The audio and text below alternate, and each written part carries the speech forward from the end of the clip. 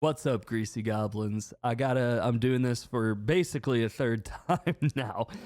But I wanted to make a little video about reamping. It's something that I've been doing a lot recently, and it gives me an excuse to talk about everyone's favorite amp, the Spider Line 6. If you were a kid in the early 2000s or played guitar in the early 2000s, you probably had this under a Christmas tree at one point. And I just decided to dig it out, and I've started reamping a lot of stuff recently. I feel like it's been helping me get thicker mix, having to put like a bajillion plugins on everything. And it's been a lot of fun. So since I've already done this once, this will probably be a little more streamlined. Probably. But let's hop in to the session. This is a riff that I recorded earlier. I got an orange super crush that I recorded this through. So that will be the guitar on the left and the right, and then there's a drum.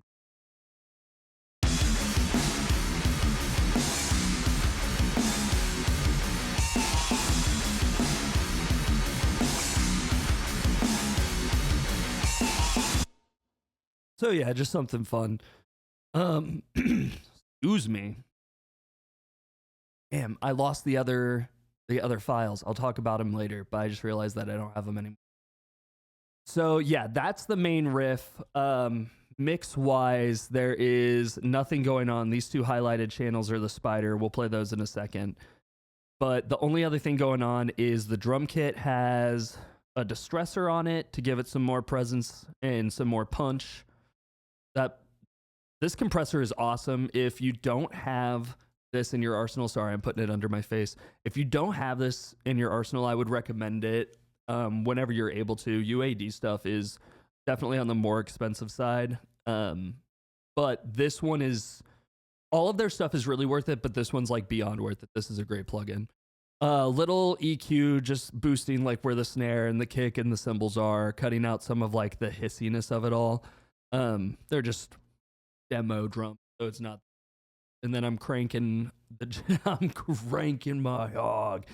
I've got the JST clipper on here at about 5 dB and trimming it back a little bit just so it's not overly.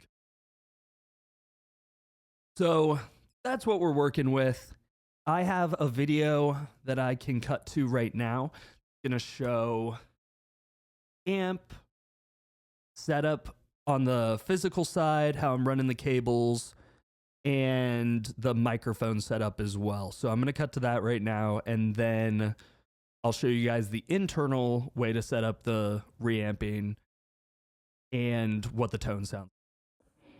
Okay, so the setup that we have here is the input into the pedal board coming out of one of the headphones of this Focusrite 18i8, and coming down here to the pedal board, we have a DI box that we're going into. This is how we get that original dry signal, and then that is splitting into the pedal board. Only things that we're running right now, we're not using the noise box, but this thing is pretty sick. We're using a tube screamer to boost. We're also boosting it through the Life pedal by Sun O and Earthquaker devices. This thing is really cool. Then this black cable's coming out of the back, up and around this whole mess, and into our line 6. So if I can't get a picture of it, surprise, this is what it looks like. And then we will turn this bad boy on. Mine has this quirk where I have to like crank the phaser each time. The phaser got stuck on like 7 years ago and I never fixed it. But in theory, I should be able to hit play and we will get sound.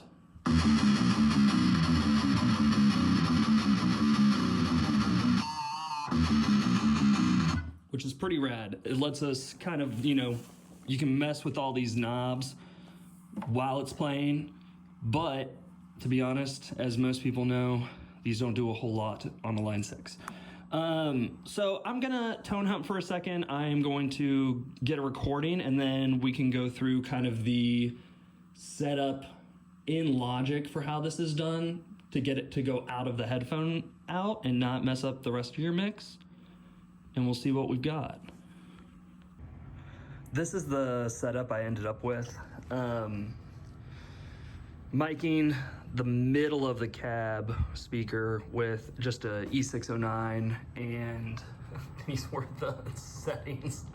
Boosted the bass and the treble pretty much all the way, cranked the mid all the way down, and of course you had to have it on insane mode. Got it all recorded. I'm gonna hop back in there and show you guys kind of what it sounds like unmixed and unblended, and we'll just go from there. Okay, so one thing, I'm still so upset I don't have the other ways that I recorded the guitar. They all sounded so cool. It was so much fun to do. I just moved on during the first recording and didn't save them like a fool. But internally, what we're working with right now is these are the DI tracks right here, these two. And I have them both set to output 3. Everything else is going to the stereo bus right here, which is just 1 and 2, and then Logic pre-makes this other output for 3. Then in Focusrite Control, depending on what interface you have, you would have to use the software for that interface to route it. But I have my monitors, my headphone, and my other interface that I have all going to playback 1 and 2. And then the first headphone mix on the 18i8 is going to output 3. So this is how I'm able to send the signal through the cable and back into the amp. And then you just set the record for the new amp to be whatever the input for that DI is. And at the time I was using, or it's not a DI, it's just the input. This is the mic cable that I usually use for my DI. So my brain went there immediately. But you just set the input for the mic that you're using or however you're doing it, and then just hit record. Should be fine. If not, just comment down below and I'll see what I can do. I am somewhat of a wizard. I work with boomers every day and they're shocked when I know how to change the password. So that can count as wizardry. But this is the tone that I got out of the amp. Let me turn off the EQ and you guys can hear it all straight. This is just the spider.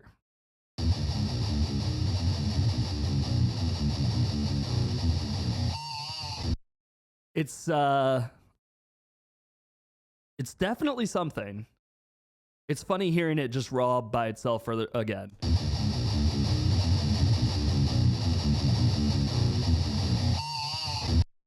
The way that I recorded this one was a close mic with the E609, and it was in the center of the speaker. The first one I did was on the edge of the speaker, and it was a lot more bass and mid-heavy. The second one I did was right in the middle of the speaker cone, like in between the center of the speaker cone and the edge of it. And that one sounded pretty harsh and metallic. It was not bad. It was just not exactly what I thought would blend well with the Super Crush. And then this is it close mic'd head on the speaker cab. And I didn't hate it. I didn't hate it. This is what it would sound like with the orange.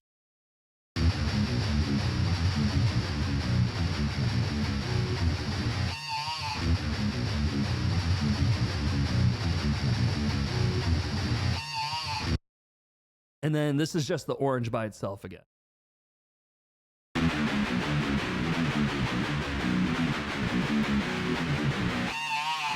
So it's kind of adding, like, pardon my French, but a fuck ton, you know what I mean? It's adding so much bass to it, and the orange has got such a nice mid-range crunch, like a high mid crunch. I thought the blend of them together was perfect. So this, and then I EQ'd a little bit of the spider where I was pulling out just some sub frequencies that we wouldn't need because we'll end up recording bass. Pulling out just a little bit of resonance that was more drony than it was adding anything. Pulled out just some of the mud of the mids, some of that harsh top end, and then just boosted, you know, kind of like the presence of it all, because that amp doesn't have a presence tone knob or anything like that.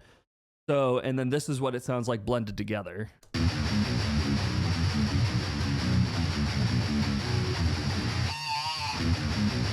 Like, there's just something there. You know what I mean? Again, orange by itself. With the spider.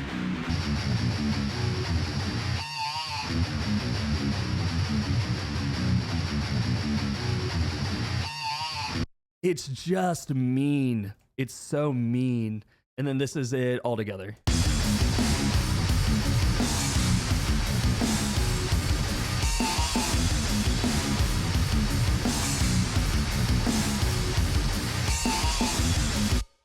So yeah, that's what we got. If anything didn't make too much sense or you have any questions, genuinely let me know. I would love to help out and make it a little bit more clear. This is my first time doing a video or anything, so, and I had to re-record it 3 times, so I definitely missed something somewhere.